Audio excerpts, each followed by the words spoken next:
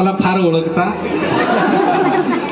असो, परंतु आत्ता नसेल तरी त्यावेळेला तुमच्या मनात नक्कीच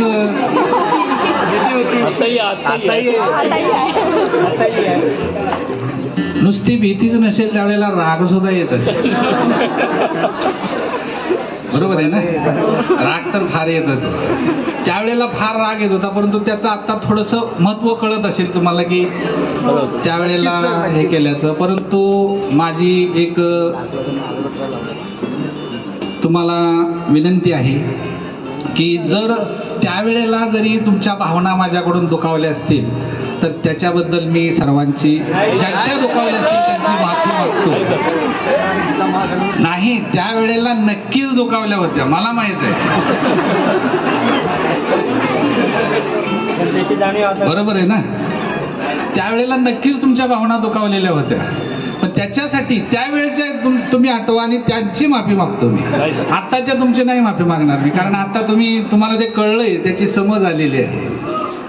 असो, बघा, तुमच्यावर आता पुढची जबाबदारी आहे. आम्ही आता पैलू पाडून ते तुम्हाला आता मार्केटमध्ये उभं केलेलं आहे, बरोबर आहे ना?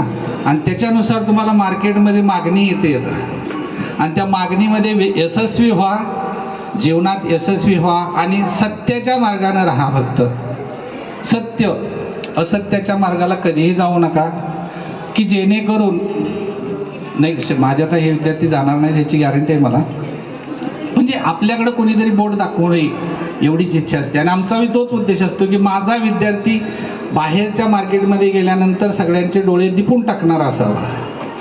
माझा हिरा आहे तो, त्याला चांगलंच मार्केट मिळालं पाहिजे, त्याची किंमत चांगलीच असली पाहिजे अशी इच्छा असते. म्हणून शिक्षक हे करत असतात. आणि तुम्हाला दुसरा एक जाता जाता थोडासा सल्ला देतो.